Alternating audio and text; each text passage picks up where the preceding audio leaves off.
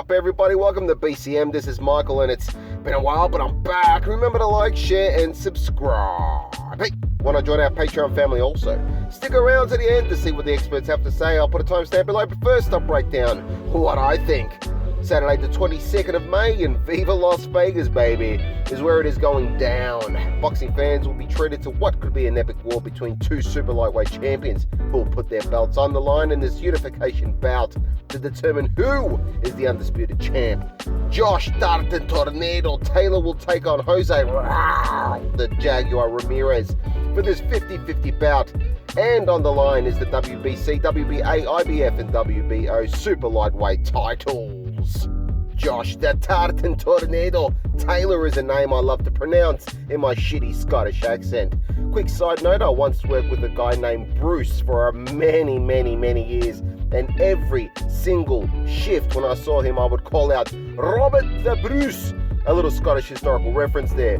He absolutely hated it, but I love saying it. Eventually I got fired from that job and Bruce and I never stayed in contact. I don't know why.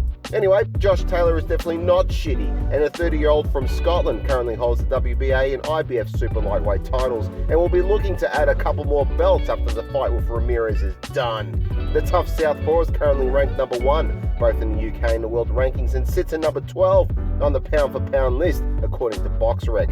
Taylor made his pro debut in 2015, winning the bout by second round TKO. This will be a sign of things to come in his career, and as it stands, he has a record of 17 wins, with 13 by way of knockout, with 0 losses or draws. The two names that stand out for me on Taylor's resume are Victor Postol and Regis Prograis. Taylor defeated both fighters on decision, which indicates to me that against higher caliber fighters, Taylor has a tougher night at the office, but that's a given, so not worthy of any criticism. Taylor comes forward at his opponents, and although he's a very competent boxer with a great boxing IQ, he has no issue slugging it out in the phone booth. In fact, if we use his bout with Prograis as an example, where I think many expected Taylor to control the action at mid-range given the advantage Taylor had over Prograis in both height and reach, and knowing Prograis would need to get in on the inside, he instead did most of his fighting in the pocket, where he took advantage of any defensive slip-ups or guard shifts. In that fight, he fired off short and sharp uppercuts and hooks to the body and head whenever there was an opening, often when coming out of a clinch, which shows to me high-level alertness, reaction and opportunism. He used his strength and body to shift, turn and position Prograis to help create these scoring opportunities. Keep in mind, Prograis was the WBA, IBF and WBC Diamond Super Lightweight champ at the time before losing the titles that night to Taylor, so he's no chump, but Taylor outworked him on that night.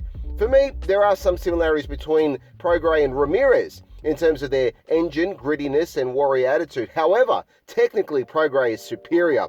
Taylor has some impressive tools at his disposal, like his counter-punching, fantastic engine, power and the pressure he applies on his opponent.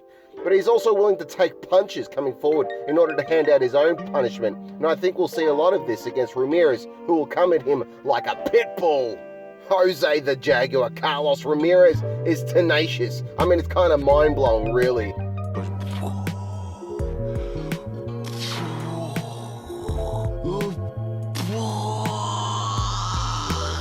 Ramirez, like Taylor, will be looking to unify the titles the same way Terence Crawford did preceding them before he vacated and moved up to 147. So you know both fighters are coming into this super determined, but Ramirez, hailing out of California, has that hereditary and unmistakable Mexican warrior mentality and fighting style that will guarantee an exciting fight for the fans. The 28-year-old will have the slight reach advantage, but both fighters stand at 5'10". Ramirez has 26 professional bouts and has finished 17 of those by way of knockout. He has 0 losses and 0 draws. He is the current WBC and WBO super lightweight champ, and it's these belts that he brings to the table in this matchup. With the brother of 4-division champ Mikey Garcia, Robert Garcia, and ex-champ himself of the super featherweight division back in the day, in Ramirez's corner, he is coming into this fight with top-notch boxing and training pedigree. Not that Ben Davidson isn't doing a good job for Taylor, but Garcia has a lot of skin in the game. Robert Garcia is so respected as a trainer, in fact, that Taylor's camp asked Garcia to help out with some sparring partners, which Garcia generously obliged. The boxing fraternity is strong. Respect. Don't expect such niceties from Ramirez, however. As already stated, Ramirez also likes to come forward at his opponent. He typically stakes his claim in the center of the ring early and presses from there. He works behind his jab and pumps it out repeatedly, looking for openings. He bobs and weaves and shuffles side to side well enough, but can stand a little square on and be static at times. It's a weird thing I've seen him do, almost as if it's a lapse in concentration. He gets tagged, but doesn't seem to move out of the way. His gas tank is impressive, and he's like a Latino Energizer bunny. He also possesses the killer instinct, and when he sees a vulnerable opponent, he'll throw combinations relentlessly until the ref has to intervene and stop it on the victim's behalf. Big heart and a decent chin mean bad news for any challenger, but also throw into the mix his power, and Ramirez is a genuine threat.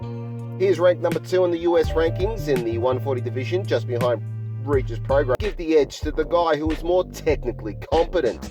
This was a tough pick, and if I'm wrong, I'm happy to squeeze back pimples into a glass and fill it up bukkake style and chug it down, but I'm going with easy for him. Before we hear from the experts, a reminder that if you want to show your support, you can like, share and subscribe. You can help this channel grow by becoming a Patreon member, which comes with some perks. Check the description for more info.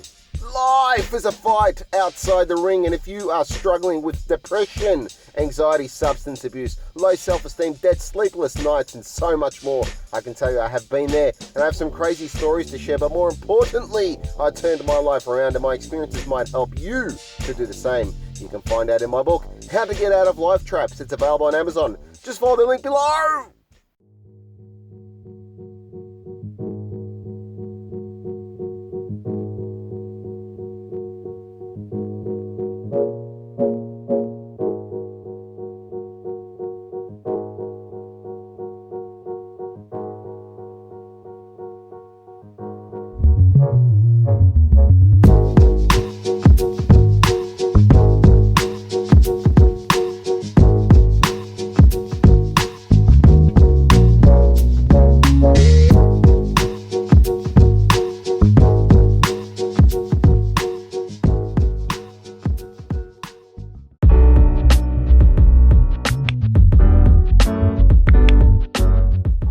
Looking for an opportunity to make money? That cryptocurrency is so hard right now! I'm not a financial advisor, but it's pretty obvious that it is growing in popularity and utility, and many folks think that they have missed the boat on cryptocurrencies like Bitcoin, but they couldn't be further from the truth. You can mine Bitcoin on your laptop, PC and mobile phone if they're half decent without having to splurge on expensive mining rigs. In fact, you can do it for free. This is not a paid sponsor. I would be in trouble with YouTube if it was and I didn't declare it. It's just simply a great opportunity and something that I'm doing. And CryptoTab can help you generate income. Click the links below and start earning money today!